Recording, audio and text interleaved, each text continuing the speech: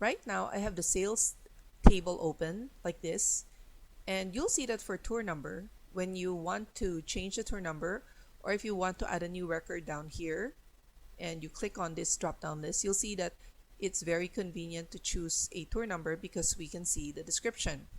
So if you want to know how to add a validation just like this, I'll show you how to add this to the customer number. The customer number doesn't have this validation yet. So how to put a drop down list so you can choose the tour and fill in the tour number automatically and have the same effect here in the customer number. So we have to go to design view for that.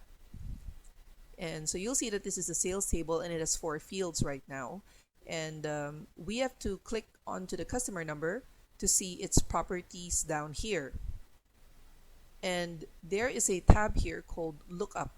So from general tab, click on lookup, and you will see that there is a display control here.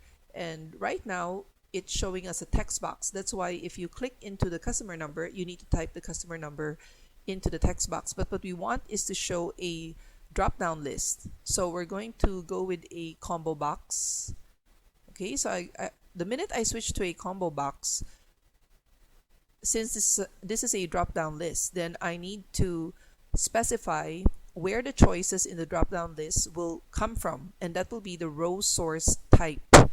So the row source type is going to be the a table or a query, and the table or query that will be used to populate the customer number will come from the customers.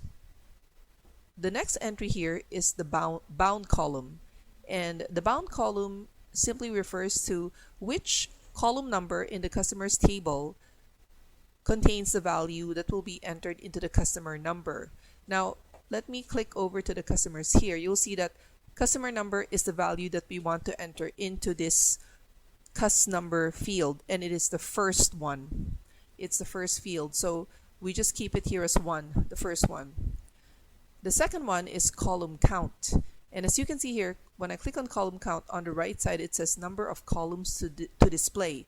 So what columns do you want to show when the drop-down list is displayed? And going back to the customers, we want to show customer number, first name, and last name. So that's 3 columns all in all. 1, 2, and 3. So I go back here, and in the column count, I want to show 3 columns. Okay, and for the column head simply means do you want to show the names of the fields as they appear in the drop-down list? Now, right now it's no. If I switch to yes, we'll see what effect it has. Okay, and finally, it's also asking us for the column widths, and the column widths we'll just let Access calculate column width and see what it comes up with. And another important property here is limit to list. Limit to list means do you only allow people to choose from whatever is in the list, and they have no option to type a value which is not in the list. So we're going to say yes. We only want the user to choose from the list, and we're not letting them enter anything that is not in the list. And we do not allow multiple values. That means they can only choose 1 item from the list. And let's save our changes for now and see. I click save. So now I click save here, and I close this table, and I can close this table too. And now I go back to the tour form. Okay, and as you'll see, now I'm getting a drop-down list when I click on the customer list. The only problem is my drop-down list is a little bit too narrow. So I wanted to show 3 columns, and it is showing 3 columns, except they're all squished together. So let me fix that problem. So I go back here to my sales table, and what I'll do is I will increase the width of this customer number. Okay, and you'll also see now that as I increase the width, I can also see the contents of the drop-down list more comfortably. Now, just increasing the width here may not exactly help us here, but okay, so it did help us. So by increasing the width over in the customer table, it also increased it over here, and now I can see it more comfortably.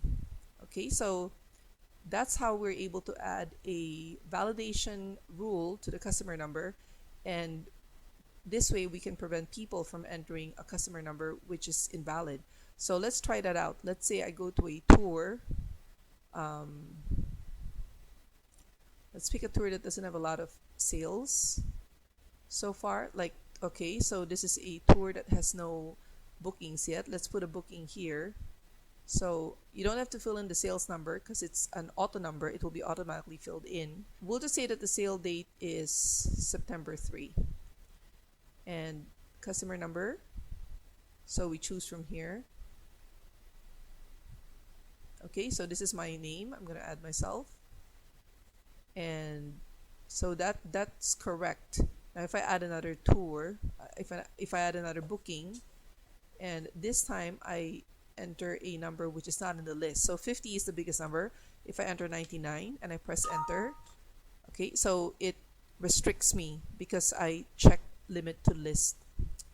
So I can only choose from this list. I'm not allowed to type a value which doesn't appear in the list. Okay, so I've added a second sale.